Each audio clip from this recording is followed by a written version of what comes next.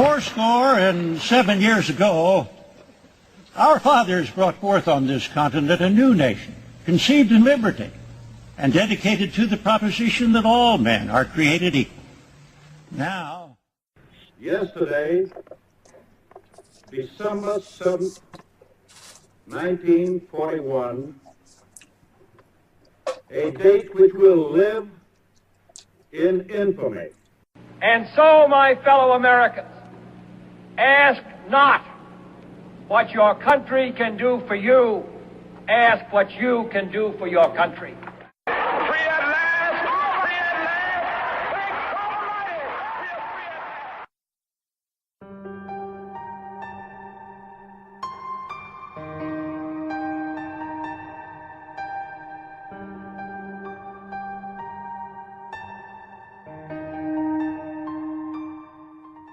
And welcome to another edition of the Historian's Almanac.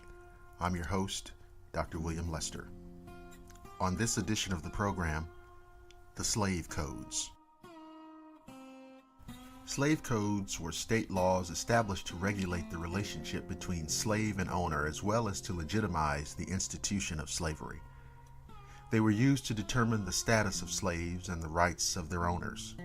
In practice, these codes placed harsh restrictions on slaves' already limited freedoms and gave slave owners absolute power over their slaves. Many provisions were designed to control slave populations and preempt rebellion. For example, slaves were prohibited from reading and writing, and owners were mandated to regularly search slave residences for suspicious activity. Some codes prohibited slaves from possessing weapons, leaving their owners' plantations without permission, and lifting a hand against a white person, even in self-defense. Occasionally, slave codes provided slaves with legal protection in the event of a legal dispute, but only at the discretion of the slave's owner. It was common for slaves to be prohibited from carrying firearms or learning to read, but there were often important variations in slave codes across states. For example, in Alabama, slaves were not allowed to leave the owner's premises without written consent, nor were they allowed to trade goods among themselves. In Virginia, slaves were not permitted to drink in public within 1 mile of their master, or during public gatherings. In Ohio, an emancipated slave was prohibited from returning to the state in which he or she had been enslaved. Slave codes in northern colonies were less harsh than slave codes in southern colonies, but contained many similar provisions. These included forbidding slaves from leaving the owner's land, forbidding whites from selling alcohol to slaves, and specifying punishment for attempting to escape. The slave codes of the tobacco colonies, Delaware, Maryland, North Carolina, and Virginia, were modeled on the Virginia Code established in 1667. The 1682 Virginia Code prohibited slaves from possessing weapons, leaving their owner's plantation without permission, and lifting a hand against a white person even in self-defense. In addition, a runaway slave refusing to surrender could be killed without penalty. South Carolina established its slave code in 1712 with the following provisions. 1. Slaves were forbidden to leave the owner's property unless they obtained permission or were accompanied by a white person. 2. Any slave attempting to run away and leave the colony received the death penalty. 3. Any slave who evaded capture for 20 days or more was to be publicly whipped for the first offense, to be branded with the letter R on the right cheek for the second offense, to lose 1 ear if absent for 30 days for the third offense, and to be castrated for the fourth offense. 4. Owners refusing to abide by the slave code were fined and forfeited ownership of their slaves. 5. Slave homes were searched every 2 weeks for weapons or stolen goods.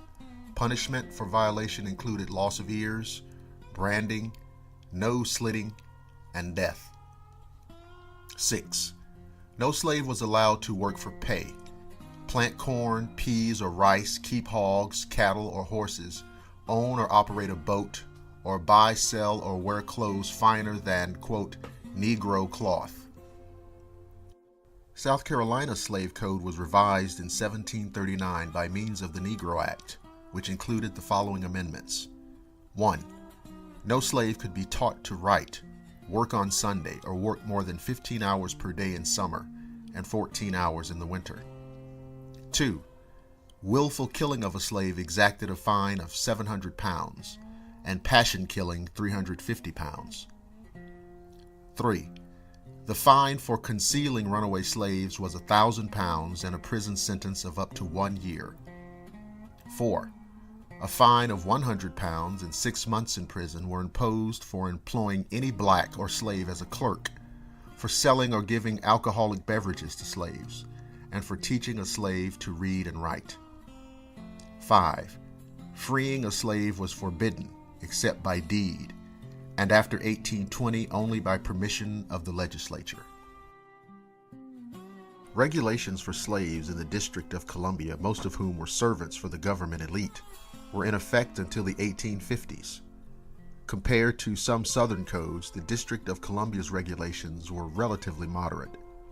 Slaves were allowed to hire their services and live apart from their masters, and free blacks were even allowed to live in the city and operate schools.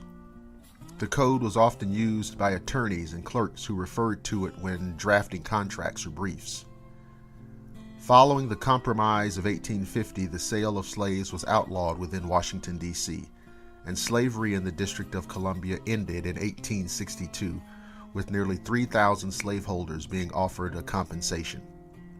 The district's official printed slave code was issued only a month beforehand. And that concludes this edition of the Historian's Almanac. Thank you for listening to the program. The Historian's Almanac can be heard exclusively on the Blackwater Media YouTube channel. Remember to like, subscribe, and share. I'm your host, Dr. William Lester. And remember, history comes alive on the Historian's Almanac.